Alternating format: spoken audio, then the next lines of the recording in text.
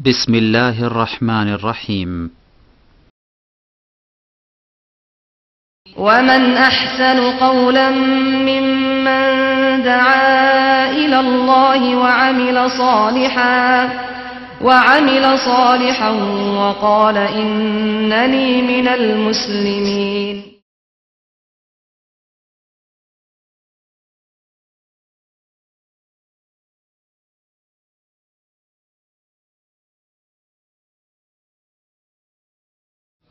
السلام عليكم ورحمة الله وبركاته.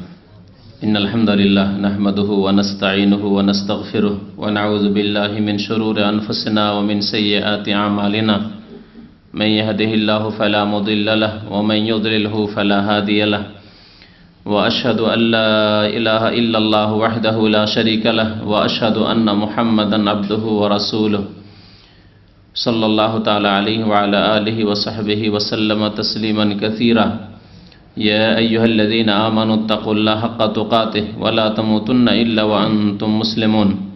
يا أيها الناس اتقوا ربكم الذي خلقكم من نفس واحدة وخلق منها زوجها وبث منهما رجالا كثيرا ونساء واتقوا الله الذي تساءلون به والأرحام إن الله كان عليكم رقيبا. يا أيها الذين آمنوا اتقوا الله وقولوا قولا سديدا يصلح لكم أعمالكم ويغفر لكم ذنوبكم ومن يطع الله ورسوله فقد فاز فوزا عظيما. أما بعد فإن خير الحديث كتاب الله وخير الهدي هدي محمد صلى الله عليه وسلم وشر الأمور محدثاتها وكل محدثة بدعة وكل بدعة ضلالة وكل ضلالة في النار. أعوذ بالله من الشيطان الرجيم. بسم الله الرحمن الرحيم. الذين آمنوا ولم يلبسوا إيمانهم بظلم أولئك لهم الأمن وهم مهتدون. মহান আল্লাহর সমস্ত প্রশংসা, যে আল্লাহ রাব্বুল আলামিন একমাত্র সমস্ত ইবাদত বন্দেগীর হকদার। সে আল্লাহরই সমস্ত প্রশংসা যিনি আমাদেরকে সৃষ্টি করেছেন একমাত্র তাঁর ইবাদত বন্দেগীর জন্য। দরুদ ও সালাম নাজিল হোক প্রিয় নবী মুহাম্মদ রাসূলুল্লাহ সাল্লাল্লাহু আলাইহি সাল্লামের উপর, যার আদর্শ মোতাবেক জীবনযাপন করাই হচ্ছে মুমিনের জীবনের মুখ্য কাজ। আল্লাহুম্মা সাল্লি আলাইহি আল্লাহুম্মা বারিক আলাইহি। আজকে আলোচনা করব আপনাদের সামনে এই উম্মত, যে উম্মতকে আল্লাহ রাব্বুল আলামিন শ্রেষ্ঠ উম্মত বলে আখ্যায়িত করেছেন, সম্মানিত জাতি বলে আল্লাহ রাব্বুল আলামিন আখ্যায়িত করেছেন, তাদের অধঃপতনের কারণ কি এবং তার প্রতিকার। এই সম্পর্কে হয়তো একদিনের আলোচনায় কথা সম্পূর্ণ হবে না, তাই আজকে অর্ধেক আলোচনা বা কিছু অংশ আলোচনা করব ইনশাআল্লাহ তাআলা। এই উম্মতে মুসলিমা শ্রেষ্ঠ উম্মত, এতে কোনো সন্দেহ নেই। কোরআনে কারিমে আল্লাহ রাব্বুল আলামিন তাদেরকে খায়রা উম্মাহ বলে আখ্যায়িত করেছেন। কুনতুম খায়রা উম্মাহ উখরিজাত লিন-নাস তা'মুরুনা বিল মা'রুফ ওয়া তানহাউনা আনিল মুনকার ওয়া তু'মিনুনা বিল্লাহ। আল্লাহ রাব্বুল আলামিন এই আয়াতে এই উম্মতকে সম্বোধন করে বলছেন যে, হে উম্মতে মুসলিমা, হে শেষ নবী প্রিয় নবী মুহাম্মদুর রাসূলুল্লাহ সাল্লাল্লাহু আলাইহি সাল্লামের উম্মত। সম্বোধন করে আল্লাহ বলছেন এই উম্মতকে, কুনতুম খায়রা উম্মাহ, তোমরা সর্বশ্রেষ্ঠ জাতি, সর্বশ্রেষ্ঠ উম্মত। আল্লাহ এই জাতিকে উম্মত বলে আখ্যায়িত করেছেন। আর এই উম্মত হচ্ছে একটি উম্মত, এই জাতি হচ্ছে একটি জাতি। মহান আল্লাহ আর ইরশাদ করেছেন, ওয়া ইন্না হাযিহি উম্মাতুকুম উম্মাতান ওয়াহিদা, নিঃসন্দেহে এই উম্মত হচ্ছে একটি উম্মত মাত্র। ওয়া আনা রব্বুকুম, আর আমি তোমাদের রব, আমি তোমাদের সৃষ্টিকর্তা, আমি তোমাদের খালিক, মালিক, রিজিকদাতা। ফা'বুদুন, সুতরাং একমাত্র আমার ইবাদত করো। উম্মত এক, আর এই উম্মতের রব হচ্ছে এক আল্লাহ রাব্বুল আলামিন, এবং আদেশ হচ্ছে মাত্র একটি, তা হচ্ছে এক শব্দে সমস্ত আদেশ নিষেধ আল্লাহ রাব্বুল আলামিনের তার রাসূলের শামিল, তা হচ্ছে ফা'বুদুন, একমাত্র আমার ইবাদত বন্দেগী করো। শ্রেষ্ঠ উম্মত বলে আল্লাহ রাব্বুল আখ্যায়িত করেছেন। কিন্তু শ্রেষ্ঠত্ব বহাল থাকবে কি করে সেসব গুণাবলীও কোরআনে কারিমে মহান আল্লাহ উল্লেখ করেছেন। তার মধ্যে এই আয়াতে কয়েকটি গুণাবলী আল্লাহ উল্লেখ করেছেন। তা'মুরুনা বিল মা'রুফ ওয়া তানহাউনা আনিল মুনকার ওয়া তু'মিনুনা বিল্লাহ উখরিজাত লিন-নাস, মানুষের উপকারের জন্য তোমাদেরকে পৃথিবীতে নিয়ে আসা হয়েছে, মানুষের কল্যাণের জন্য নিয়ে আসা হয়েছে তোমাদেরকে। যাই হোক, কারণগুলি আল্লাহ রাব্বুল আলামিন বা তাঁর রাসূল সাল্লাল্লাহু আলাইহি সাল্লাম বর্ণনা যা করেছেন তার কিছু কারণ বর্ণনা করব যে এই উম্মতে মুসলিমার অধঃপতনের কারণ কি। অথচ শ্রেষ্ঠ জাতি অধঃপতনে থাকবে, লাঞ্ছিত থাকবে, পদদলিত থাকবে আর শ্রেষ্ঠ হবে, এটি তার বিপরীত কথা। আল্লাহ যে জাতিকে শ্রেষ্ঠ জাতি বলে আখ্যায়িত করেন, যে জাতিকে ওয়াকাযালিকা জাআলনাকুম উম্মাতান ওয়াসাতা, মধ্যপন্থী উম্মত। ওয়াসাতানের তাফসীর আরও করা হয়েছে। ওয়াসাত মানে শাব্দিক অর্থ তো মধ্যপন্থী, এই এক তাফসীর। না ইহুদিদের মতো তাতে রয়েছে বাড়াবাড়ি, আর রয়েছে খ্রিস্টানদের মতো। এই দুই বাতিলের মাঝখানে দুই বিকৃতি যে ঘটেছে ইহুদি এবং খ্রিস্টান ইজমে, এই দুই বিকৃত ধর্মের মাঝখানে সত্য দিন হচ্ছে এবং সত্য দিনের অনুসারী হচ্ছে এই উম্মতে ওয়াসাত, একটি তাফসীর। আর একটি তাফসীর মুফাসসিরিনগণ করেছেন উম্মাতান ওয়াসাতা আই খিয়ারান আদলান, উত্তম জাতি, শ্রেষ্ঠ জাতি, ভালো জাতি। তো এই উম্মতের অধঃপতন কেন?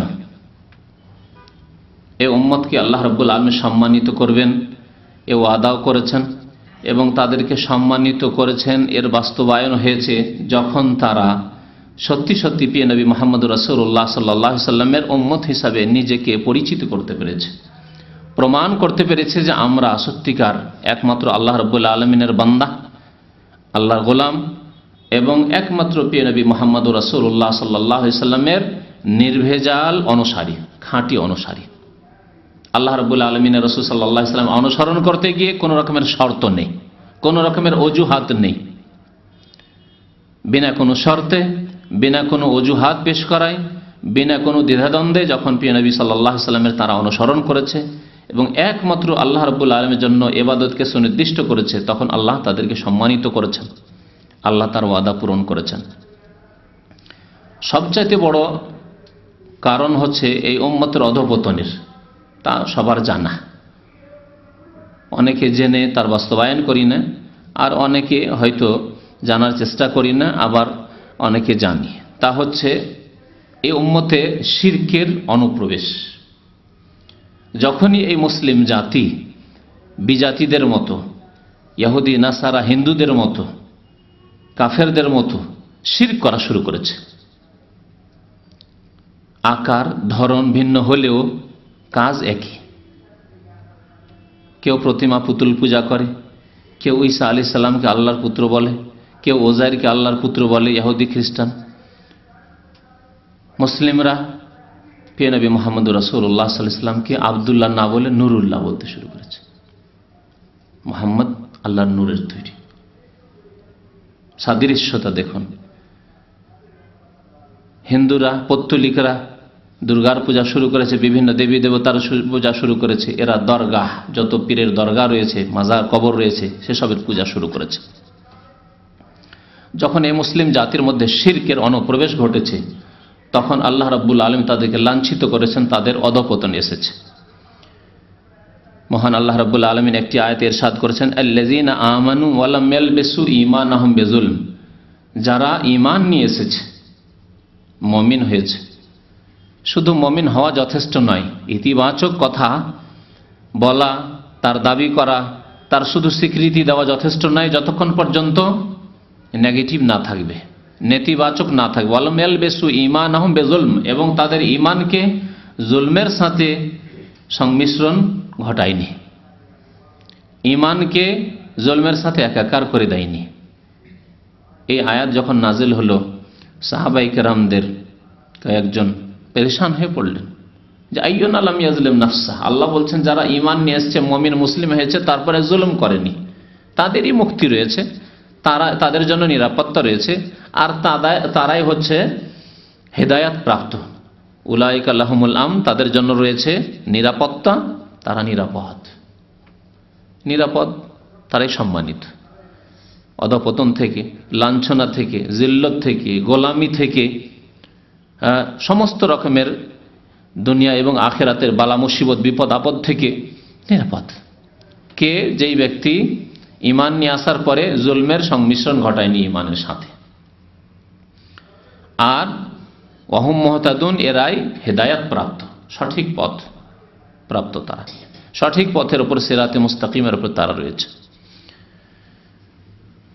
সাহাবারা জিজ্ঞাসা করলেন নবী করিম সাল্লাল্লাহু আলাইহি সাল্লামকে, যে ইয়া রাসূলুল্লাহ, আমাদের সবাই তো জালেম, কারণ জুলম বিভিন্ন প্রকারের। এক হচ্ছে সবচেয়ে বড় জুলম, আর এক হচ্ছে মানুষের জুলম, নিজের উপর জুলম, তা হচ্ছে বিভিন্ন রকমের গুনার দ্বারা নিজের উপর জুলম করা। আর তৃতীয় প্রকার জুলম হচ্ছে যে একের অন্যের উপর জুলম, অত্যাচার, বান্দার হকের ক্ষেত্রে জুলম। তো আমাদের এমন কি আছে জুলুম করেন না? কখনো হয়তো আমরা অন্যের উপর জুলুম করছি, কখনো বহু সময় আমরা বিভিন্ন রকমের গুনহার কারণে আমরা নিজের নফসের উপর জুলুম করছি। আইয়ুনা লাম ইয়াজলিম নাফসা, তাহলে তো আমরা মুক্তি পাবো না, আমরা হিদায়াত পাবো না, গুমরাহ হয়ে যাব, রাস্তাহারা হয়ে যাব। নবী করিম সাল্লাল্লাহু আলাইহি ওয়াসাল্লাম বলেন, আলাম তাসমা কাওলাল আবদিস সালেহ লোকমান, তোমরা কি শোনোনি সৎ বান্দা আল্লাহর লোকমানের কথা? তিনি কি বলেছিলেন? ওয়াইজ ক্বালা লোকমান লিবনিহি ওয়া হুয়া ইয়াইযুহু ইয়া বুনাইয়া। লোকমান হাকিম উপদেশ দিচ্ছেন, ওয়াজ করছেন ছেলেকে, ওয়া হুয়া ইয়াইযুহু ইয়া বুনাইয়া, হে প্রিয় সন্তান, লা তুশরিক বিল্লাহ, আল্লাহর সাথে শিরক করিও না, ইন্নাশ শিরকা লাযুলমুন আযীম। এই আয়াতকে তোমরা শোনোনি? তাহলে বোঝা যাচ্ছে যে এই আয়াতের আল্লাযীনা আমানু ওয়া লাম ইয়ালবিসু ঈমানাহুম বিযুলমিনের আগে লোকমান হাকিমের যে বাণী, সূরা লোকমানের আয়াতগুলি নাযিল হয়েছে, তোমরা কি তা শোনোনি? সেখানে আল্লাহ রাব্বুল আলামিন জুলম বলেছেন। হ্যাঁ, কোন গুনাহকে? ইন্নাশ শিরকা লাযুলমুন আযীম, নিশ্চয় শিরক হচ্ছে সবচেয়ে বড় জুলম। তো যারা জুলমের সংমিশ্রণ ঘটায় না, অর্থাৎ ঈমানের সাথে শিরকের সংমিশ্রণ নেই, ঈমানের মধ্যে শিরকের ভেজাল ঢোকায় না, ঈমান খালিস ঈমান আল্লাহ রাব্বুল আলামিনের প্রতি, আল্লাহর প্রতি বিশ্বাস অন্তর থেকে, জবান থেকে, কাজে কর্মের দ্বারা এই ঈমানে কোন রকমের শিরকের গন্ধ পর্যন্ত নেই। ছোট শিরক হোক, বড় শিরক হোক, গোপনীয় শিরক, শিরকে খাফি হোক, প্রকাশ্য শিরক হোক, জালি শিরক হোক, কোন রকমের শিরক তাদের আকীদা আমলে নেই। তারাই নিরাপদ এবং তারাই হেদায়েত প্রাপ্ত। সবচাইতে বড় অধঃপতনের কারণ এই উম্মতের হচ্ছে শিরক। স্বর্ণযুগ বলা হয় মুসলিমদের, এই উম্মতে মুসলিমার সাহাবায়ে কেরামদের যুগকে, তাবেঈনদের যুগ, তাবেঈনদের যুগ। এই তিনটি যুগে শিরকের গন্ধ তো দূরের কথা, শিরক যে মুসলিম জাতিতে প্রবেশ করলো তার যে কারণ, তা হচ্ছে সুফিজম।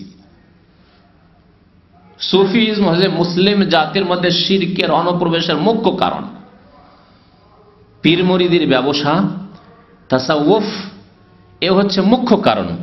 যে কোনো সুফি মারা গেছে, পীর মারা গেছে, তার কবর পাকা হয়েছে, পাকা হওয়ার পরে অতি সম্মান, অতি ভক্তি শুরু হয়েছে, তা চাদর চড়ানো হয়েছে, তারপরে তাতে নজর নিয়াজ, ফাতিহা খানি শুরু হয়েছে, সেজদা করা শুরু হয়েছে, ফরিয়াদ করা শুরু হয়েছে।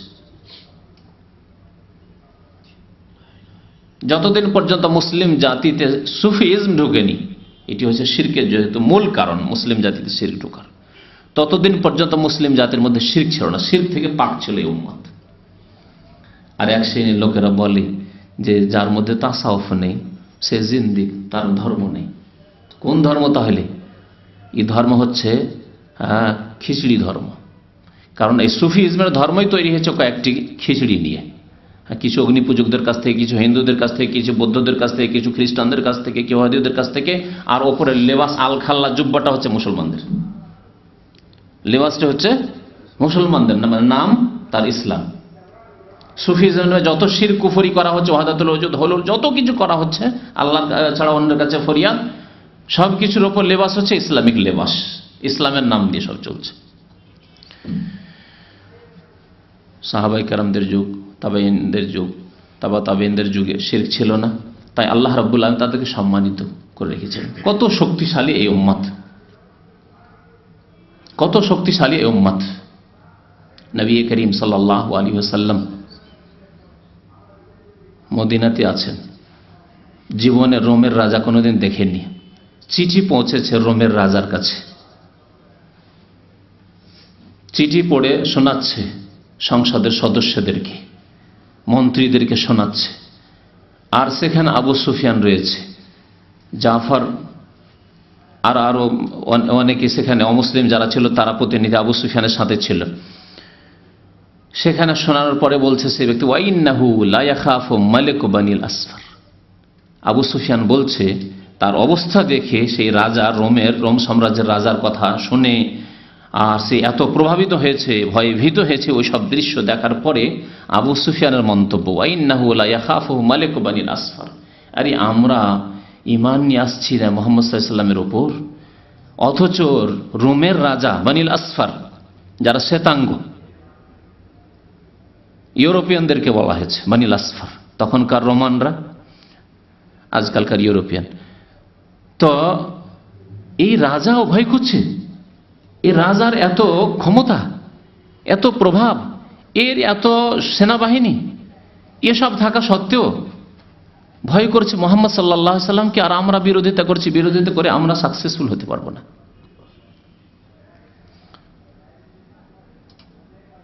ওমর রাদিয়াল্লাহু তাআলা আনহু জামানা দেখেন, আবু বকর সিদ্দিক রাদিয়াল্লাহু তাআলা জামানা, কোন বাতিল শক্তি মাথা চাড়া দিয়েছে তাদের মাথাকে ভেঙে দেওয়া হয়েছে।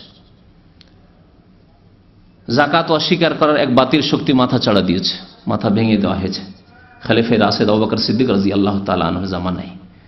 মিথ্যুক নবুয়তি দাবি করলো ইয়ামামার মুসাইলামা কাযযাব, তাদেরকে ভালো করে শিক্ষা দেওয়া হইল। ওমর রাদিয়াল্লাহু তাআলা আনহুর জামানায় ইসলাম পৌঁছে গেল বাইতুল মুকাদ্দাসে।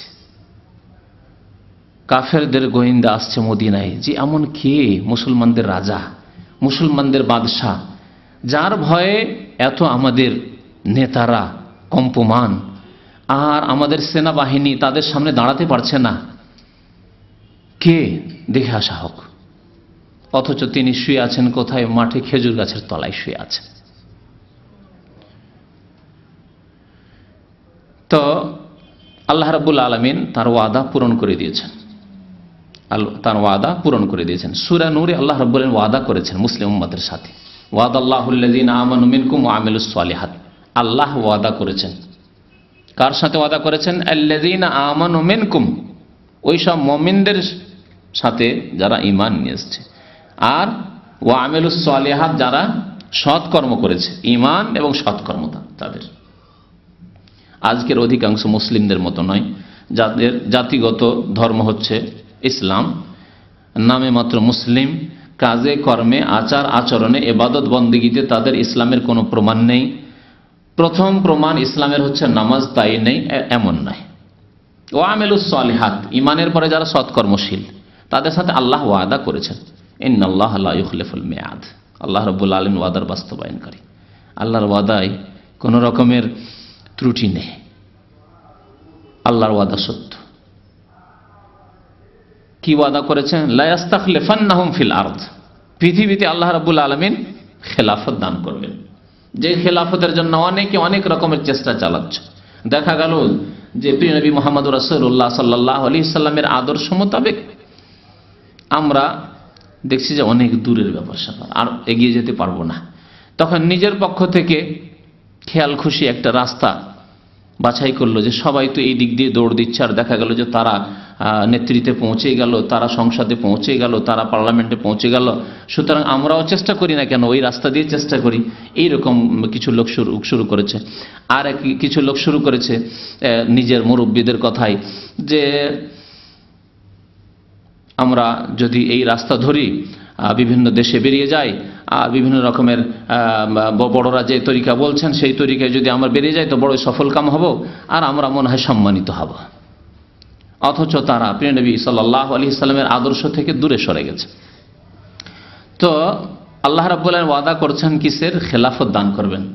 এদের উদ্দেশ্য সৎ, এরা চায় ওই খেলাফত, হারিয়ে যাওয়া খেলাফত হারিয়ে যাওয়া ধন, মানুষের যখন কোনো জিনিস হারিয়ে যায় তার সন্ধানের জন্য আপ্রাণ চেষ্টা চালায়। আপনার কোনো মূল্যবান বস্তু যদি হারিয়ে যায় তো সেসব সন্ধানের জন্য আপ্রাণ চেষ্টা চালিয়ে থাকেন। এ হচ্ছে মানুষের স্বভাব। এই উম্মতের অনেকেই, অনেক চিন্তাশীল ব্যক্তিরাই হয়তো সৎ নিয়ত নিয়ে, ভালো উদ্দেশ্য নিয়েই তারা ওই হারিয়ে যাওয়া বস্তুকে সন্ধান করার জন্য সচেষ্ট হয়েছে, আপ্রাণ চেষ্টা চালিয়েছে। কিন্তু নবী করিম সাল্লাল্লাহু আলাইহি সাল্লাম যে রাস্তার উপর ছেড়ে গেছেন, সাহাবাই কেরামদেরকে, খোলাফা রাশেদিনদেরকে আর খোলাফা রাশেদিনদের অনুসরণ করতে বলেছে যে সেই রাস্তা ছেড়ে দিই। কারণ সেই রাস্তাকে সারা জেনেই তারা ছাড়ুক আর না জেনেই ছাড়ুক, তারা দেখেছে যে এই পথের ওপর অত তাড়াতাড়ি এগিয়ে যাওয়া যাবে না, আমরা দেখছি যে আমাদের জীবনে তো পাবোই না, তখন অন্য অন্য রাস্তা ধরেছে। অনেক সময় অজ্ঞতার কারণে বিভ্রান্তির শিকার হয়েছে। আল্লাহ বলছেন লা ইস্তাখলিফান্নাহুম, তোমাদের হারিয়ে যাওয়া বস্তু দেব। হারিয়ে যাওয়ার পরে নবী করিম সাল্লাল্লাহু আলাইহি সাল্লামকে আল্লাহ দিয়েছেন, খোলাফায়ে রাশেদিনকে আল্লাহ দিয়েছেন, সাহাবায়ে কিরামদেরকে দিয়েছেন, তাবেঈন, তাবেঈনদের জামানায় দিয়েছেন। দীর্ঘদিন ধরে আল্লাহ রাব্বুল আলামিন এই সুযোগ দিয়েছেন, প্রায় 1000 বছর ধরে আল্লাহ সুযোগ দিয়েছেন। লা ইস্তাখলিফান্নাহুম ফিল আরদ, 1000 বছর, এই যে 1400 বছরের ইতিহাস ইসলামের এখন পর্যন্ত, এই 1400 বছর ইতিহাসের মধ্যে 1000 বছর পর্যন্ত আল্লাহ রাব্বুল এই জাতিকে সম্মানিত রেখেছেন, অধঃপতনে যায়নি এই জাতি। এই মুসলিম জাতির অধঃপতন এই বিগত 400 বছর থেকে কাছাকাছি। সারা বিশ্বে মুসলিম জাতির অধঃপতন, আর বিশেষ করে আমাদের উপমহাদেশে ভারত, বাংলাদেশ, পাকিস্তান যাকে বলা হয়, এসব দেশে মুসলিমদের অধঃপতন 400 বছর হয়নি, 300 সাড়ে 300 বছর, তার বেশি নয়। আল্লাহ বলছেন তোমাদেরকে দেব। একটি হচ্ছে খেলাফত, লা ইস্তাখলিফান্নাহুম ফিল আরদ কামা ইস্তাখলাফাল্লাযীনা মিন ক্বাবলিহিম। আল্লাহর নীতিমালা হচ্ছে এর আগেও আমি দিয়েছি, যারা ঈমান নিয়ে এসেছে এবং সৎ আমল করেছে তাদেরকে দিয়েছি। দাউদ আলাইহিস সালামকে খেলাফত দিয়েছি, সুলাইমান আলাইহিস সালামকে খেলাফত দান করেছি, খেলাফত আমি দিয়েছি। ইউসুফ আলাইহিস সালামকে খেলাফত দিয়েছি।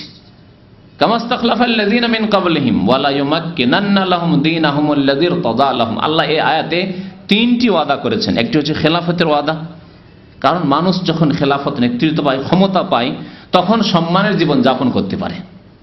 আর যদি তা না থাকে, তা হারিয়ে ফেলে, তখন অধঃপতনের জীবন, লাঞ্ছনার জীবন যাপন করে। মুসলিম উম্মার অবস্থা তাই। খেলাফত হয়ে গেল। দ্বিতীয় ওয়াদা আল্লাহ হচ্ছে ওয়ালা ইউমাক্কিনান্না লাহুম দীনাহুম, তাদের দ্বীনকে আল্লাহ শক্তিশালী করবেন। আল্লাহ নাজিলকৃত দ্বীন, তাদের অন্তরে যে দ্বীনের মহব্বত রয়েছে, দ্বীনের কালিমা রয়েছে, দ্বীনের প্রতি ঈমান বিশ্বাস রয়েছে, সেই দ্বীনকে আল্লাহ রাব্বুল কি করবেন? শক্তিশালী করবেন। আল্লাযী ইরতাদা লাহুম, যেই দ্বীনকে আল্লাহ তাদের জন্য মনোনীত করেছেন। ওয়া রাদিতু লাকুমুল ইসলাম দীনা, তোমাদের জন্য ইসলামকে তোমাদের দ্বীন স্বরূপ, জীবন বিধান স্বরূপ আমি মনোনীত করেছি।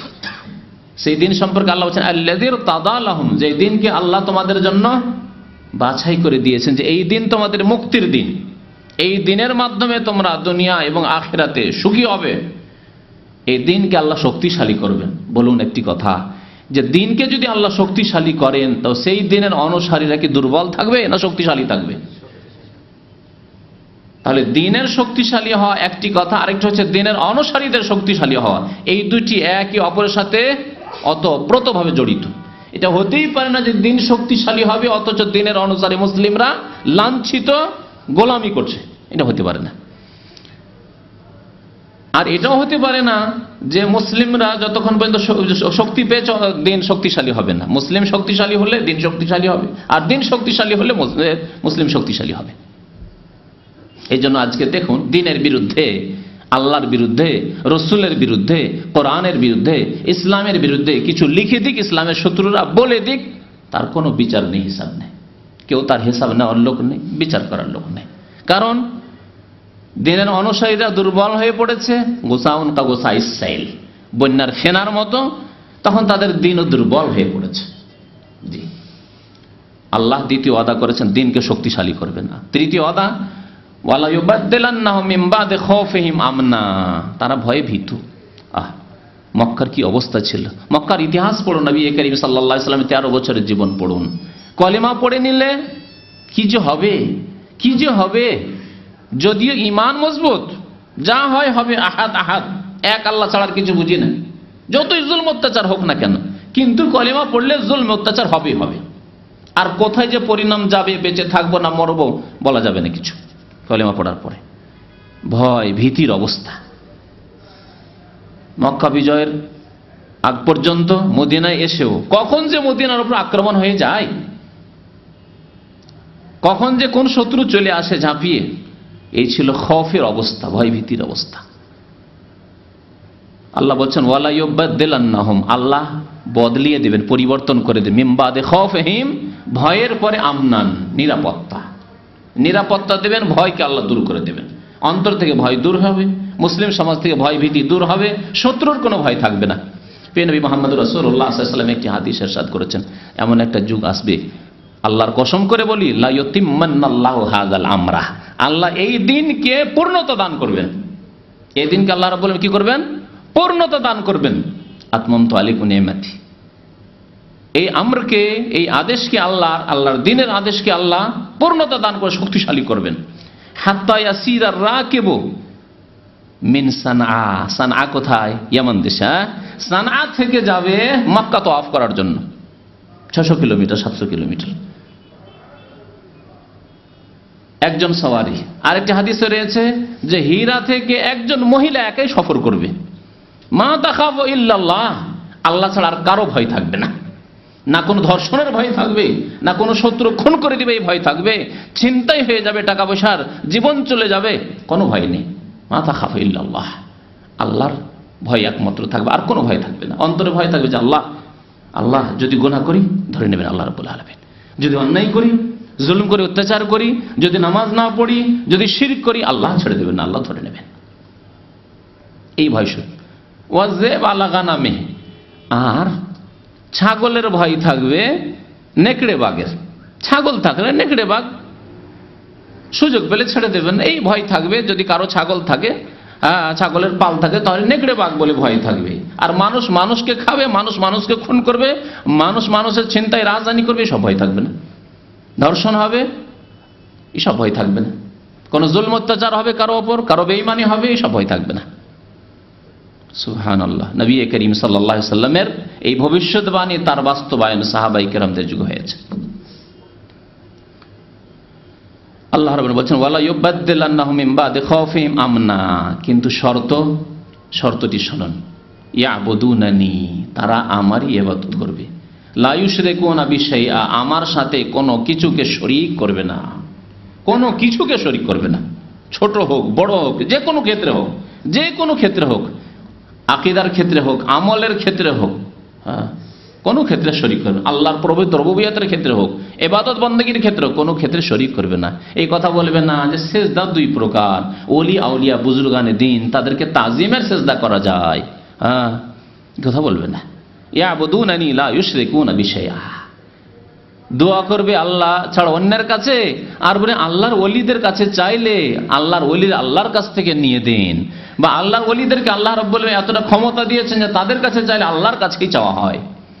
যারা ভারত উপমহাদেশের বড় বড় এক শ্রেণীর ওলামা, তাদের বক্তব্যে সব কথাবার্তা রয়েছে, যা বলছি কোনো কাল্পনিক কথাবার্তা বলছি না। বড় বড় ওলামা তারা বলছে যে আল্লাহর ওলিদেরকে আল্লাহ এত সুপার পাওয়ার দিয়ে দেন যে তাদের কাছে চাইলে আল্লাহর কাছেই চাওয়া হয়। জি, অথচ তারা আমাদের দেশের মুসলিম সমাজের কাছে বড় বড় ওলামা। ইয়াবুদুনানি লা ইউশরিকুনা বিশাইআ, তাহলে শিরক মুক্ত হইতে হবে। এই মর্মে আরো বহু আয়াত রয়েছে, সময় স্বল্পতার জন্য শেষ করি। দ্বিতীয় অধপতনের কারণ হচ্ছে মুসলিম জাতির অধিকাংশ মানুষের নামাজ ছেড়ে দেওয়া। আজকাল মুসলিম বিশ্বে নামাজ পড়ার লোক পাওয়াই মুশকিল। যে কোনো জায়গায় যান, আপনার গ্রামের হিসাব করলে আপনি বের করতে পারবেন যে শতকরা কয়জন নামাজ পড়ে। আপনার বিল্ডিংয়ে, আপনার কোম্পানিতে, আজকাল যান বড় বড় কোম্পানিতে, ইয়ামামার মতো কোম্পানি, আর ওই বিভিন্ন যে জামেল, এসব কোম্পানিতে 1000, 1500, 2000 বাংলাদেশি আছে, আর মসজিদে নামাজ পড়তে আসে 50 জনের বেশি হবে না। বেশি করে বললাম, 50 জন লোক নামাজ পড়ে, 30 জন পড়ে নামাজ। তো ফজর কথা বলছে না, এশার নামাজ। জি, ফজর যদি বলা হয় তো জানি না, আল্লাহ পাক জানে ফজরের কি অবস্থা। এ হচ্ছে মুসলিম জাতির অবস্থা। তো মুসলিম জাতির অধপতনের দ্বিতীয় মুখ্য কারণ হচ্ছে অধিকাংশ মুসলিমদের বেনামাজি হয়ে যাওয়া। মহান আল্লাহ বলছেন ওয়াস্তাইনু বিস-সাবরি ওয়াস-সালাহ, আল্লাহর কাছে সাহায্য চাও ধৈর্যের সাথে এবং নামাজের সাথে। তাহলে বোঝা গেল আল্লাহর সাহায্য নেমে আসবে নামাজ পড়লে, বিনা নামাজে আল্লাহর কোনোদিন সাহায্য নেমে আসবে না। অধিকাংশ মুসলিমরা যদি বেনামাজি হয়ে যায় তো আল্লাহর সাহায্য আসবে কোত্থেকে এই জাতির জন্য? যেই জাতির ওপর আল্লাহর সাহায্য আল্লাহর মদদ আসে না সেই জাতি লাঞ্ছিত হবে না, তার কি পাবে? তারা কি হক রাখে আল্লাহর কাছে? আর একজন মুসলিমের কালেমা লা ইলাহা ইল্লাল্লাহ মুহাম্মাদুর রাসূলুল্লাহর ওপর বিশ্বাস আছে কিনা এর প্রমাণ হচ্ছে, প্রথম প্রমাণ হচ্ছে নামাজ। যে ব্যক্তি নামাজ পড়ে তার অঙ্গ প্রত্যঙ্গ দিয়ে, তার মসজিদে যাওয়া আসা দিয়ে প্রমাণ করে যে আমি মুসলিম, আমি নামাজ পড়ি। যে ব্যক্তি নামাজ পড়ে না তার কাছে কোনো প্রমাণ নেই। এই জন্য হাদিসে রয়েছে যে যেই ব্যক্তি ওমাল্লাম ইউহাফিজ আলাইহিন্না, যে ব্যক্তি নামাজের হেফাজত করে না, লাম তাকুন লাহু নূরান ওয়ালা বুরহানান ওয়ালা নাজাতান ইয়াউমাল কিয়ামা, না তার কাছে আলো থাকবে না তার কাছে কোনো প্রমাণ থাকবে যে মুসলিম। আজকাল তো মুসলিম দাবি করাতে অত্যন্ত আগ্রহী, অথচ এক ওয়াক্ত নামাজ পড়ে না। নবী করিম সাল্লাল্লাহু আলাইহি ওয়াসাল্লাম বলছেন যে তার কাছে কোনো বুরহান নেই, দলিল নেই, প্রমাণ নেই তার কাছে মুসলিম হওয়ার, যে ব্যক্তি নামাজের হেফাজত করে না। আর কিয়ামতে কার সাথে থাকবে তা তো আপনাদের জানাই আছে হয়তো বহুবার এই হাদিস, ওয়াকানা ইয়াউমাল কিয়ামাতি মা কারুনা ওয়া ফিরআউনা ওয়া হামান ওয়া উবাই ইবনে খালাফ। মানব জাতির ইতিহাসে যত বড় বড় জালেম আর কাফের, সবচেয়ে বড় শাস্তি যে সব কাফেরদের হবে, তাদের সাথে বেনামাজির হাসর হবে। কারণ, ফিরআউন, হামান, আর উবাই ইবনে খালাফ। উবাই ইবনে খালাফ এত বড় শত্রু ইসলামের যে নবী করিম সাল্লাল্লাহু আলাইহি সাল্লামের হাতের মোবারক অস্ত্র তাকে গিয়ে লেগেছিল, এত হতভাগ আসে। তার সাথে বেনামাজি উঠবে কিয়ামতের দিন। তো নামাজ ছেড়ে দেওয়া হচ্ছে মুসলিম জাতির অধঃপতনের কারণ। আল্লাহর মদদ নেমে আসেন, নামাজ ছাড়া কোনোদিন আল্লাহর মদদ আসবে না। অধিকাংশ মানুষ নামাজ পড়ে না। বলুন, একটি পরিবারের কথা বলি, কারণ আমরা পরিবার থেকে শুরু করি। আমরা ছোট কথা নিয়ে চিন্তা করা শুরু করি আগে। আমাদের পরিবারে যদি বাবার 5টি ছেলে থাকে বা 5 ভাই আপনারা থাকেন, 5 ভাইয়ের 1 ভাই নামাজ পড়ছেন হয়তো, অনেক সময় 1 ভাইও নামাজ পড়েন না, বা বাবা নামাজ পড়ে 5 ভাইয়ের কেউ নামাজ পড়েন না, ওই বুড়ি নামাজ পড়ে তার বউরা কেউ নামাজ পড়ে না, মেয়েরা কেউ নামাজ পড়ে না, পর্দা করে না। যেই বুড়ির দিকে কেউ তাকাবে না সে পর্দা করে। আর যেসব যুবতী বউরা রয়েছে, মেয়েরা রয়েছে, যারা ফিতনার কারণ মুসলিম যুবকদের জন্য, তারা পর্দা করে না, তাদের পেট পিঠ খোলা। এই যদি অবস্থা হয়, যদি বেনামাজি একটা বাড়িতে 5 জনের মধ্যে 7 জনের মধ্যে 1 জন নামাজ পড়ে, বাকি কেউ নামাজ না পড়ে, তাহলে তাদের উপর আল্লাহর সাহায্য কি করে নেমে আসবে? তারা কেন লাঞ্ছিত হবে না? সেই দেশের মানুষ কেন লাঞ্ছিত হবে না? মহান আল্লাহ আরো বলে ফাওয়াইলুল লিল মুসাল্লিন। ওয়াইল একটি জাহান্নামের উপত্যকার নাম বলা হয়েছে, ওয়াদির নাম, আর ওয়াইল মানে ধ্বংস। এটি হচ্ছে সবচাইতে সহি তাফসীর যে ওয়াইল মানে ধ্বংস, ব্যাপক অর্থ তাহলে তাতে থাকবে। ওইসব নামাজিদের জন্য ওয়াইল ধ্বংস, অধপতন, ওইসব নামাজিদের জন্য অধপতন। তাহলে যারা একেবারে বেনামাজি, চিন্তা করে নেন তাহলে তাদের সম্পর্কে কি বলবেন বলেন? আল্লাযীনা হুম আন সালাতিহিম সাহুন, যারা নামাজ পড়ে কিন্তু মাঝে মাঝে, আন সালাতিহিম সাহুন, নামাজ হতে তারা গাফিল, মানে খেয়াল খুশি নামাজ পড়ে, একেবারে বেনামাজি না। কারণ অনেক ভাইরা জিজ্ঞাসা করে, একেবারে তো বেনামাজি নয়, জুমা পড়ে সে, মাঝে মাঝে নামাজ পড়ে, জোহর আসর পড়ে, 1 ওয়াক্ত 2 ওয়াক্ত পড়ে, একেবারে ছাড়া লোক নয়, তাহলে তার কি বলা যাবে? তার সম্পর্কে তো আল্লাহ বলছেন ফাওয়াইলুল লিল মুসাল্লিন, গায়ের মুসাল্লিন আল্লাহ বলেননি। যারা নামাজি এক শ্রেণীর, সেই নামাজিদের জন্য ধ্বংস, অধপতন। যারা নামাজ হতে গাফিল, যখন মন হলো নামাজ পড়লো, মন হইলো পড়লো না, সুযোগ সুবিধা হইলেও পড়লো না। আজকাল বেনামাজি ভাইদেরকে, যুবকদেরকে যদি বলা যায় নামাজ পড়েন ভাই, সময় পায় না, সময় পায় না। যখন সময় পায় পড়ে নি, যখন সময় পায় পড়ে নি, আর এমনি সময় পায় না। জি, এরাই তো ফাওয়াইলুল লিল মুসাল্লিন আল্লাযীনা আন সালাতিহিম সাহুন, এদের জন্য অধপতন। আর যদি সম্মান পেতে হয়, আল্লাহ তাদের কথা বলেছে আল্লাযীনা ইন মাক্কান্নাহুম ফিল আরদ, জমিনে শক্তিশালী করব। কাফের, ইসলামের শত্রু, আল্লাহর শত্রু, রাসূলের শত্রু, দ্বীনের শত্রু, তোমাদের শত্রু ভয় করবে কখন? শক্তিশালী হবে তখন। শক্তিশালীর গায়ে কেউ হাত দেয় না, শক্তিশালী গায়ে কেউ হাত দেয় না। আল্লাযীনা ইন মাক্কান্নাহুম ফিল আরদ, জমিনে যদি তাদেরকে শক্তিশালী করি, তাহলে তারা কি করবে? শক্তিশালী কতদিন থাকবে? আকামুস সালাহ, নামাজ কায়েম করবে। প্রথম কারণ হচ্ছে, উপায় হচ্ছে শক্তিশালী থাকার, নিজের শক্তিকে হেফাজতে রাখার, শক্তিকে বহাল রাখার। আকামুস সালাহ, নামাজ কায়েম করবে। 2 নম্বর, ওয়া আতাউজ যাকাত, যাকাত দেবে। ওয়া আমারু বিল মারুফ, সৎ কাজের আদেশ দেবে। ওয়া নাহু আনিল মুনকার, আর অসৎ কাজে বাধা দেবে। এই গুণগুলি যদি থাকে তাহলে উম্মত শক্তিশালী হবে, আর না হলে অধঃপতনে যাবে। তৃতীয় কারণ হচ্ছে নবী করিম সাল্লাল্লাহু আলাইহি সাল্লামের সুন্নতের রাস্তা ছেড়ে দিয়ে বিদাতের পথ বাছাই করা, সুন্নত ছেড়ে দিয়ে বিদাতকে গ্রহণ করা। আজকে অধিকাংশ মুসলিম বিশ্বের মানুষ যেদিকে সংখ্যাগরিষ্ঠ লোক সেখানে, সেদিকে এতগুলি লোকেরা বুঝে না, এত বড় বড় আলেমরা বুঝে না, আমাদের দেশে আলেমরা নেই, তারা বুঝে না। এগুলি হচ্ছে দলিল মুসলিম সমাজের। গোটা বাংলাদেশে এগুলি হইল, এসব হচ্ছে, প্রতি বছর হচ্ছে। তারা কি না বুঝেই করছে? তাদের মধ্যে আলেম ওলামা নেই? এইগুলি হলো তাদের কথাবার্তা।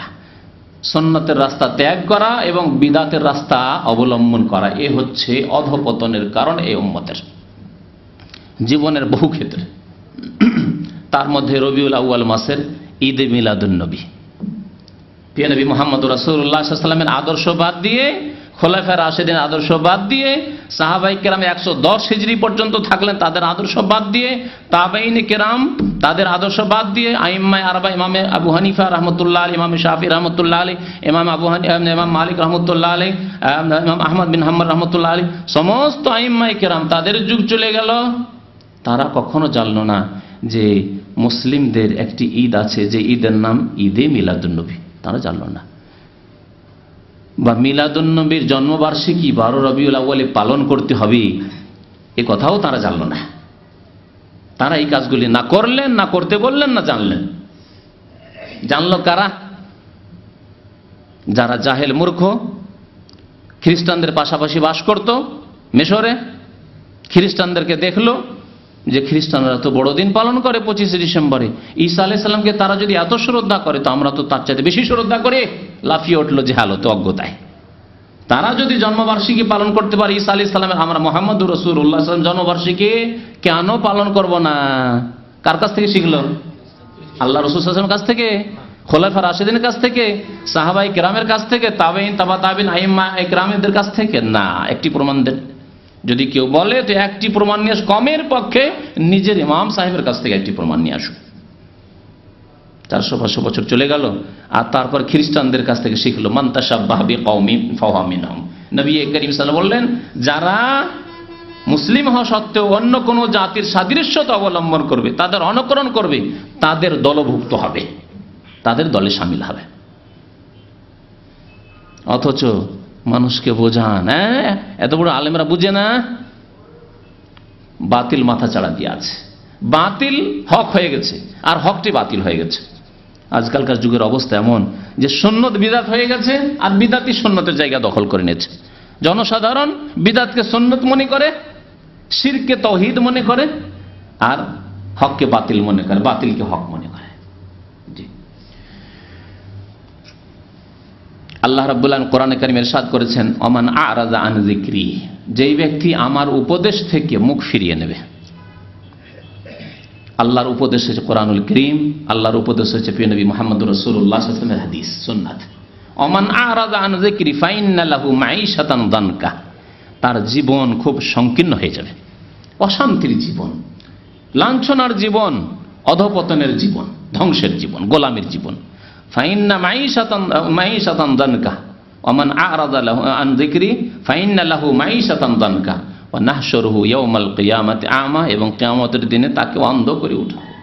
তাহলে বিদাতি, যে ব্যক্তি কোরআন এবং সুন্নাহ থেকে, নবী করিম সাল্লাল্লাহু আলাইহি ওয়াসাল্লামের সহিহ আদর্শ থেকে বিমুখ হবে, তাকে আল্লাহ রাব্বুল আলামিন কিয়ামতের দিনে অন্ধ করে উঠাবেন, আর দুনিয়াতে তাদের অশান্তির জীবন, মাঈশা দানকা, সংকীর্ণ জীবন, অশান্তির জীবন, মানসিক অশান্তি, পারিবারিক অশান্তি, ব্যক্তি জীবনের অশান্তি, সামাজিক অশান্তি, রাষ্ট্রনীতির ক্ষেত্রে অশান্তি, অর্থনীতির ক্ষেত্রে অশান্তি, সব ক্ষেত্রে অশান্তি, অশান্তি আর অশান্তি। কোনখানে শান্তি আছে মুসলিম সমাজে? শান্তি নেই। শান্তি নেই জন্য অনেক মুসলিম পালিয়ে যাচ্ছে মুসলিম দেশ ছেড়ে অমুসলিম দেশ, আর বলছে ওখানেই শান্তি বেশি। কোন শান্তি খুঁজছে দেখুন। হ্যাঁ, নিজের দেশে কোরআন এবং হাদিস দিয়ে শান্তি প্রতিষ্ঠা করা তৌফিক হচ্ছে না, তখন দুনিয়ার শান্তিতে ধোঁকা খেয়ে যাচ্ছে। যে ওই সব দেশে গেলে একটু নিরাপত্তার সাথে থাকবো, ওই দেশে গেলে একটু ছেলেমেয়েরা ভালো লেখাপড়া করবে, আর ওই দেশে গেলে সুযোগ সুবিধা পাবো, বেশি ডলার আর পাউন্ডস ইনকাম করতে পারবো, এইসব চিন্তাধারা নিজের দেশে, নিজের সমাজে, নিজের পরিবারে শান্তি প্রতিষ্ঠা করতে তারা পারছে না, কারণ তারা আল্লাহর উপদেশ থেকে বিমুখ হয়েছে। ওমান আ'রাযা আন যিকরি ফাইন্না লাহু মাঈশাতান দানকা।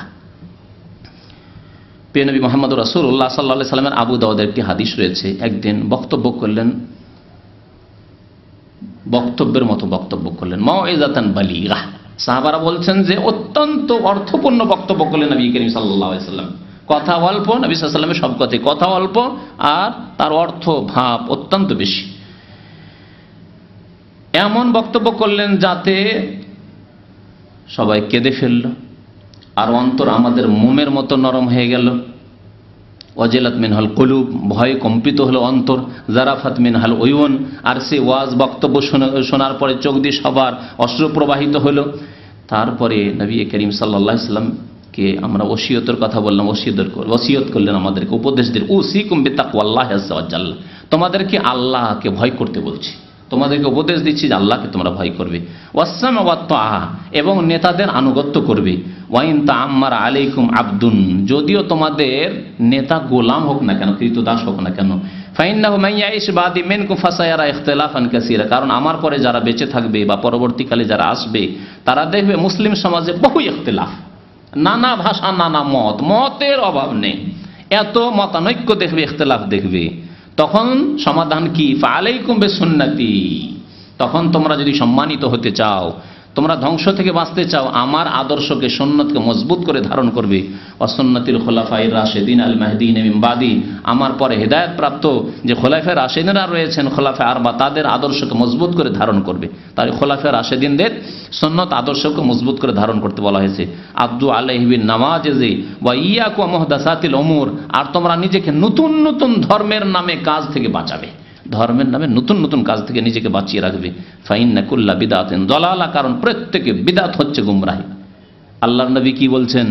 কুল্লা বিদআতিন দালালা। আর আমাদের দেশের বড় বড় আলেমদের কাছে শুনবেন যে বিদআত ভাই দুই প্রকার, এটি যদিও হাদিস কোরআনের নেই, তো এটি হচ্ছে বিদআতে হাসানা, এটি হচ্ছে কি বিদআতে হাসানা। মিলাদুন নবী যদিও নেই, তো এটি হচ্ছে কি বিদআতে হাসানা। শবে বরাতের দিনে হালুয়া রুটি খাওয়া যদিও হাদিসে নেই, তো এটি হচ্ছে বিদআতে হাসানা, গরিব গরিবকে খাওয়াচ্ছি, বিদআতে হাসানা। এই যে কোরআন খানি করে বক্সাচ্ছি, যা 40 করছি বা 3 দিনে 10 দিনে যা করছি, এগুলো হচ্ছে সব বিদআতে হাসানা। মুসলিম জাতির যে জাতি যে বিদআত করে তা হলো হাসানা, তা তাদের নিকটে ভালো, কারণ সেগুলিকে ভালো মনে করে তারা শুরু করেছে, তাদের নিকটে হাসানা।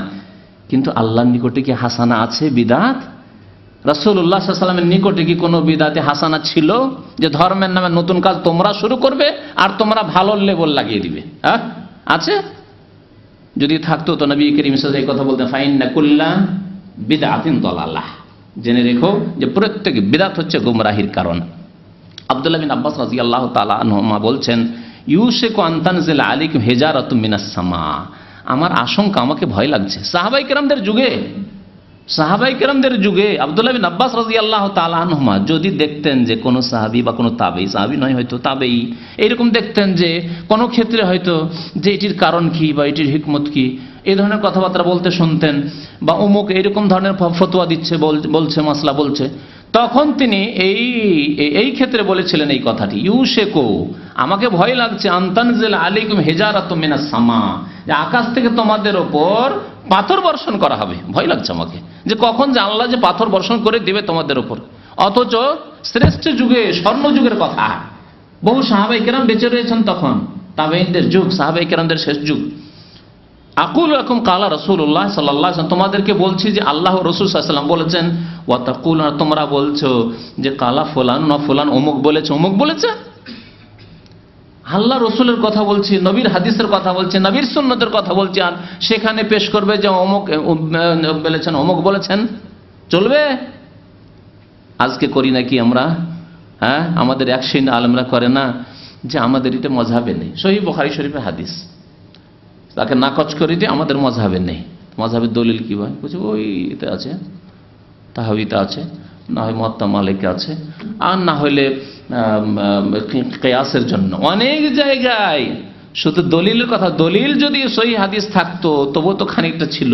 অনেক জায়গায় সহিহ হাদিসকে এই জন্যই ছাড়া হয়েছে যে বলছে এটি স্পষ্ট কিয়াসের খেলাফ, তো কিয়াসকে মানতে হবে।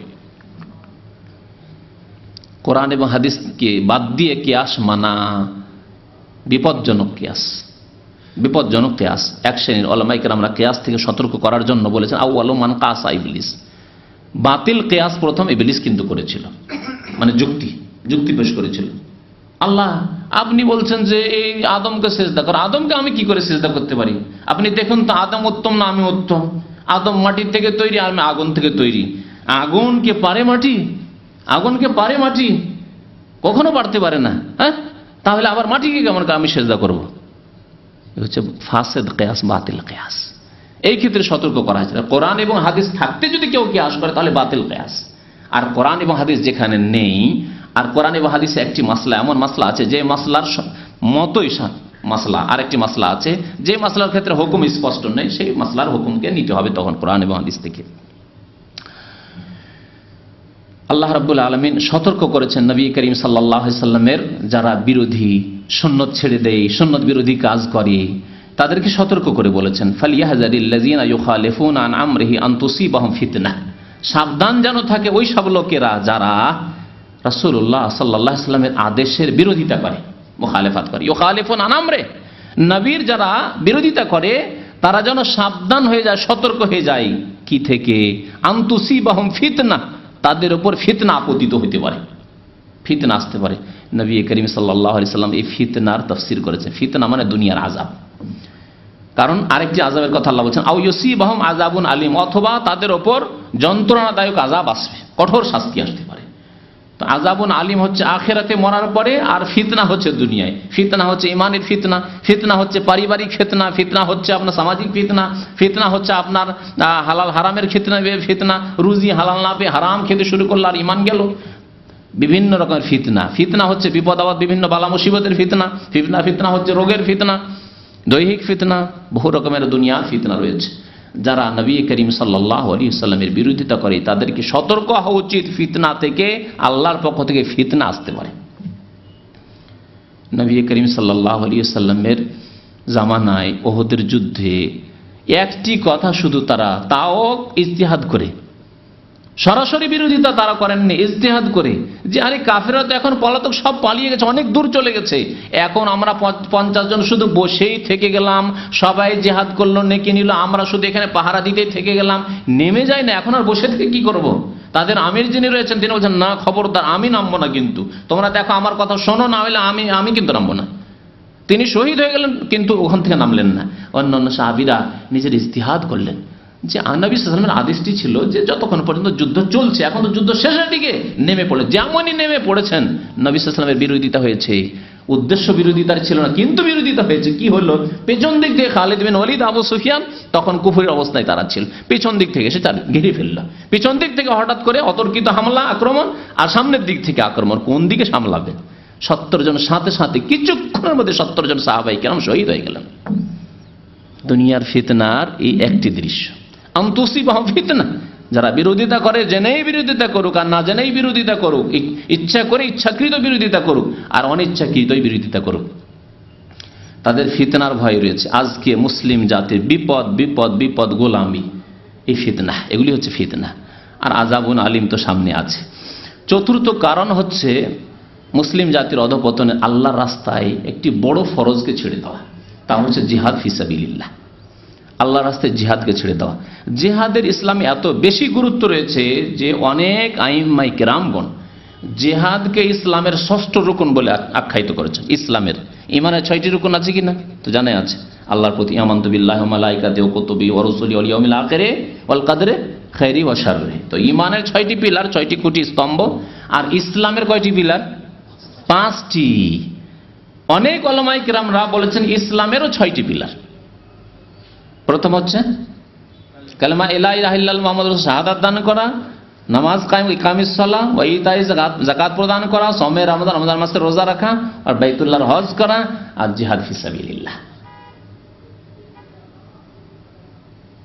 কারণ নবী করিম সাল্লাল্লাহু আলাইহি সাল্লাম বড়ই তাগিদ করেছেন জিহাদের জন্য। নবী করিম সাল্লাল্লাহু আলাইহি সাল্লাম একটি হাদিসে বলেছেন, যেই ব্যক্তি জিহাদ করল না, মাল্লাম ইয়াগজু, যে আল্লাহর রাস্তায় জিহাদ করল না, ওয়ালাম ইউহাদ্দিস নাফসাহু বিল গাজওয়ি, আর কোনোদিন জিহাদের চিন্তাও আসলো না যে আল্লাহ যদি সুযোগ সুবিধা কোনোদিন দেই, মৌকা চান্স দেই, তো আমি জিহাদ করবো আল্লাহর রাস্তায়, এই মন মানসিকতাই তৈরি হলো না, এই মেজাজ তৈরি হলো না, মগজে এই কথা আসলো না, কোনোদিন এই চিন্তাও করলো না, আর এই আশা আকাঙ্ক্ষাও রাখলো না আল্লাহ কোনোদিন সুযোগ দান করো, এই আশা আকাঙ্ক্ষাও রাখলো না, কোনোদিন জীবন কল্পনাতে আসলো না জিহাদের কথা। আর যদি কারো আসে তো জিহাদের অপব্যাখ্যা, জিহাদ মানে আন্দোলন, জিহাদ মানে মিছিল, হ্যাঁ, ইনকিলাব জিন্দাবাদ, নারায়ে তাকবীর, আল্লাহু আকবার, ওরা মিছিল করছে আমরাও মিছিল করি, তাই না? জিহাদ মানে ধর্মঘাট করা, এগুলি হচ্ছে পশ্চিমা জিহাদ, বুঝছেন না? ধর্মঘাট করা আর দেশের এত কোটি কোটি টাকা লস করা, একটা দিন যদি ব্যবসা বাণিজ্য বন্ধ থাকে তো কি লস হয় তা তো বুঝতে পারছেন। আর জিহাদ মানে হচ্ছে ভোট দেওয়া, ইলেকশনে অংশ নেওয়া, হ্যাঁ, এসব হচ্ছে জিহাদ এক শ্রেণীর লোকদের। আর এক শ্রেণীর লোকদের জিহাদ হচ্ছে সবচেয়ে বড় জিহাদ, নফসের জিহাদ। এটি জিহাদ অবশ্যই জিহাদ, কিন্তু এটি বড় জিহাদ। আর আল্লাহর রাস্তায় যারা রক্ত দিয়েছে তারা নাকি ছোট জিহাদ করেছে। হামজা রাদিয়াল্লাহু তাআলা ছোট জিহাদ করেছেন, সাইয়্যিদুশ শাহাদা। সাহাবায়ে কেরামরা সব ছোট জিহাদ করেছেন, নবী করিম সাল্লাল্লাহু আলাইহি ওয়াসাল্লাম দাঁত ভেঙেছেন ছোট জিহাদে গিয়ে, আর এরা সব বড় জিহাদ করছে। জি, এ হচ্ছে অবস্থা, ইসলাম বুঝার অবস্থা এই। তো যারা আল্লাহর রাস্তায় জিহাদ ছেড়ে দেবে তাদের অধঃপতন নেমে আসবে। কারণ জিহাদ না থাকলে একটি দেশে যদি সবকিছু থাকে আর প্রতিরক্ষা মন্ত্রণালয় না থাকে, সবকিছু আছে, বিদেশ মন্ত্রণালয় আছে, আর গৃহ মন্ত্রণালয় আছে, সব আছে, আর ধন সম্পদের অভাব নেই, আর পেট্রোল আছে, ডলার আছে, এই আছে সেই আছে, আর আপনার খাদ্যদ্রব্যের অভাব নেই, কিছুর অভাব নেই, কিন্তু সেনাবাহিনী নেই, সে দেশের অবস্থা কি হতে পারে? মুসলিম জাতির যদি জিহাদ না থাকে, কিন্তু জিহাদ করবে কে, এটি হচ্ছে প্রশ্ন। জিহাদ আমি আপনি জিহাদের নেতৃত্ব দিয়ে বেরিয়ে যাব, আর দিয়ে কাফের জালেমদের কাছে, ফাসেকদের কাছে লিস্টেড যে সন্ত্রাসী, ধরো এদেরকে, না, এর নাম জিহাদ নাই, এর নাম জিহাদ না। অবশ্যই জিহাদকে বুঝতে হবে, জিহাদ করা ফরজ দায়িত্ব নেতাদের।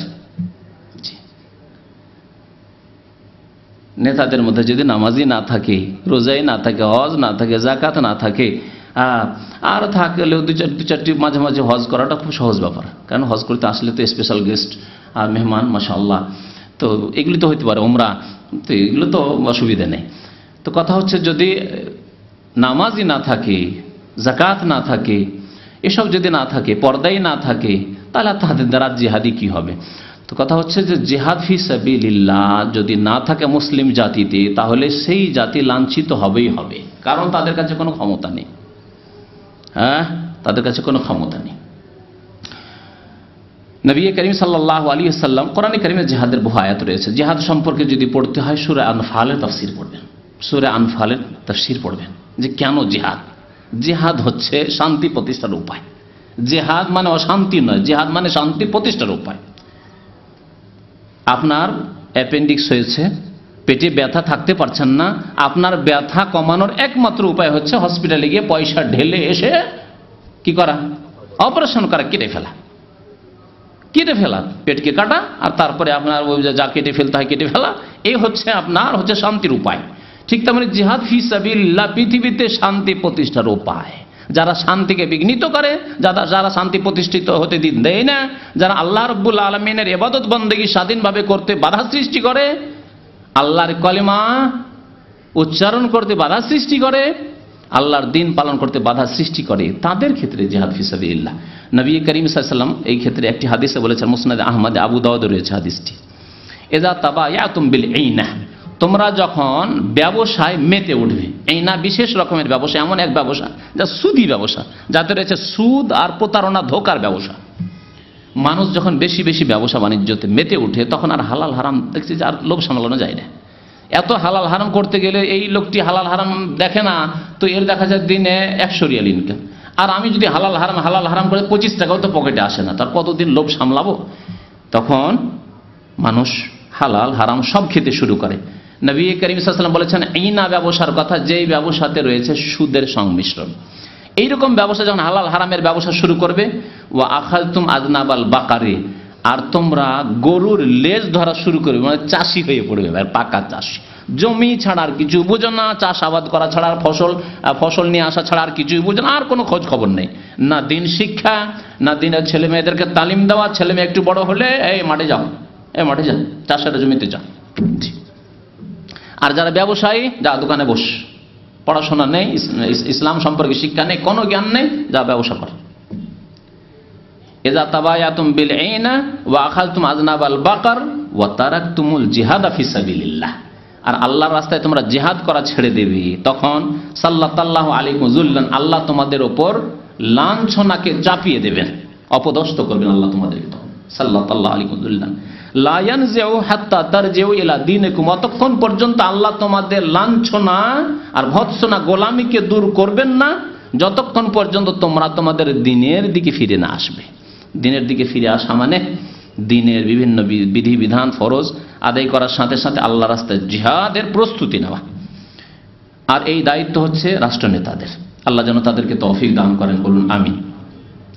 পঞ্চম কারণ হচ্ছে ইসলামী আইনের বাস্তবায়ন না করা। মুসলিম জাতির অধপতনের মুখ্য কারণ একটি, আজকের যুগে ইসলামী আইনের বাস্তবায়ন না করা। কতটি মুসলিম দেশ আছে পৃথিবীতে? হ্যাঁ, ইঞ্জিনিয়ার সাহেব বলেন, মুসলিম দেশ কতটি পৃথিবীতে? হ্যাঁ, না 56-57টি দেশ আছে, কম আর বেশি হোক, মানে 60-এর কাছাকাছি দেশ আছে। এতগুলি মুসলিম দেশ, আর সমস্ত মুসলিম দেশগুলির নেতা হচ্ছে মুসলিম। তারা মনে করে যে আমরা কলিমা পড়া মুসলমান, আমরা জাতিতে মুসলমান, কিন্তু ইসলামী আইনের বাস্তবায়ন সৌদি আরব ছাড়া কোথাও নেই। ইসলামী আইনের বাস্তবায়ন কোথাও নেই পৃথিবীতে। আল্লাহ বলেছেন কুতিবা আলাইকুমুল কিসাস, খুন করলে তার জন্য আল্লাহ কিসাস ফরজ করেছেন। আল্লাহ বলেছেন ওয়াসসারিকু ওয়াসসারিকাতু ফাকতাউ আইদিহুমা, চোরের হাত কেটে নাও। আল্লাহ বলেছেন আয-যানিয়াতু ওয়াজ-যানি, ব্যভিচারকারী ব্যভিচারকারিনী, তাদের ফাজলিদু কুল্লা ওয়াহিদিন মিনহুম মিয়াতা জালদা, তাদের উপর দণ্ডবিধি কায়েম করো। না, এগুলি হচ্ছে বর্বরতা, এগুলি করা যাবে না। আমরা মুসলমান হইলে কি হবে? আমরা এখন উন্নত মুসলমান। হ্যাঁ, আমরা এখন সভ্য মুসলমান। 1400 বছর আগে সভ্যতা ছিল না। এটি বড় কুফরি কথা। যদি প্রকাশ না করে জাবানে, অন্তরে যদি এই কথা থাকে যে ও যুগ ছিল এখন এগুলি চলবে না, তাহলে মুসলমান না। আর যদি পালন না করে যে আমরা পারছি না, দুর্বল, গোলামির জীবন কাটাচ্ছি, আমরা নেতা নেতৃত্ব দিলেই কি হবে, আমরা তো গোলাম আর লাঞ্ছিত, আর কাফেরদের তো নেতৃত্ব চলছে, সুতরাং আমরা পেরে উঠতে পারছি না, আমরা সুদ মুক্ত হতে পারছি না, আমরা এইসব দণ্ডবিধি কায়েম করতে পারছি না, কারণ আমরা দুর্বল। তাহলে আল্লাহ বলছেন তাদের সম্পর্কে আমাল্লাম ইয়াহকুম বিমা আনজালাল্লাহ ফাউলাইকা হুমুল ফাসিকুন, সর্বনিম্ন হুকুম হচ্ছে যে তারা ফাসিক। সর্বনিম্ন হুকুম আর একটি হচ্ছে যে তারা জালেম। ব্যক্তি স্বার্থের জন্য যদি করে, জালেম তারা। কারো উপরে যদি জুলুম করে, তাহলে অন্য কোনো বান্দার উপরে, মানুষের উপরে জুলুম করে, তাহলে, আর কোনো মানুষের উপরে জুলুম না করে যদি ইসলামী আইনের বাস্তবায়ন না করে, তাহলে তারা ফাসিক। আর যদি অস্বীকার করে, বলবে যে এই সভ্যতার যুগে আর চলে না, ওগুলো ছিল আগের যুগে, তাহলে আল্লাহ তাদের সম্পর্কে কি বলেছেন? ফাউলাইকুমুল কাফিরুন। সবকে পাইকারি হারে আমরা কাফির বলি না। পাইকারি হারে কেউ কাফের বলে, তাদের আমরা বিরোধিতা করি, কিন্তু 3টি স্তরের কথা সবসময় জেনে রাখতে হবে।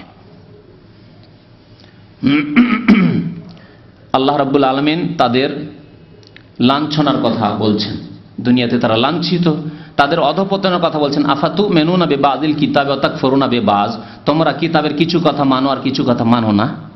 কিছু বিধান মানবে, নামাজ মানবে, আর একটা মানবে না। 5 ওয়াক্ত নামাজ পড়তে পারি না, আমরা জুমা পড়ছি, এইরকম। হ্যাঁ, ইসলামী আইনের বাস্তবায়ন করতে পারছি না ভাই, এসব করতে পারছি না, এইসব কথাবার্তা বলবে। ফামা জাযাউ মান ইয়াফআলু যালিকা মিনকুম ইল্লা খিজয়ুন ফিল হায়াতিদ দুনিয়া, এদের শাস্তি হচ্ছে পৃথিবীতে, যে দুনিয়াতে কি থাকবে, তারা খিজয়ুন, লাঞ্ছিত থাকবে, গোলামি করবে, পদদলিত তারা থাকবে। খিজুন ফিল হায়াতিদ দুনিয়া, আর আখিরাতে ওয়া ইয়াউমাল কিয়ামাতি ইউরাদ্দুনা ইলা আশাদ্দিল আযাব, আর কিয়ামতের দিনে এদের এই সব নেতাদেরকে, এই সব ক্ষমতাশালীদেরকে, যাদেরকে আল্লাহ নেতৃত্ব দিয়েছেন, ক্ষমতা দিয়েছেন, অথচ ইসলামী আইনের বাস্তবায়ন তারা করল না, কঠোর শাস্তির দিকে তাদেরকে ঠেলে দেওয়া হবে। ইউরাদ্দুনা ইলা আশাদ্দিল আযাব, কঠোর শাস্তির দিকে তাদেরকে ঠেলে দেওয়া হবে। ওমাল্লাহু বিগাফিলিন আম্মা তা'মালুন, আর তোমরা যা করো তা থেকে আল্লাহ গাফেল নন। আল্লাহ সবকিছু দেখছেন। অন্তর্জামী যে তোমাদের অন্তরে কি ইসলামী আইনের বাস্তবায়নের চাহিদা রয়েছে, কামনা বাসনা রয়েছে, চেষ্টা রয়েছে, যারা ইসলামী আইনের বাস্তবায়নের দাবি করে তাদের কথাগুলিকে তোমরা শ্রদ্ধার নজরে দেখো, সেই কথাগুলিকে তোমরা ভালো মনে করে নিতে চাও, তাহলে ঠিক আছে, তোমরা করো। তারা বিভ্রান্তির শিকার হতে পারে। এক শ্রেণীর লোকেরা ইসলামী আইনের বাস্তবায়নের এই দাবি তুলে তার বিভ্রান্তির শিকারে গোমরাহ হয়েছে, ঠিক আছে, তাদের শাস্তি হওয়া উচিত। কিন্তু তোমাদের অন্তরে যদি সততা থাকে যে ইসলামী আইনের বাস্তবায়ন আমরা করব, তো ভালো উপদেষ্টি নিয়ে নাও তাদের কাছ থেকে, আর তোমাদের এই ফরজ দায়িত্ব তোমরা পালন করো। তোমাদেরকে তো তারা স্মরণ করিয়ে দিয়েছে।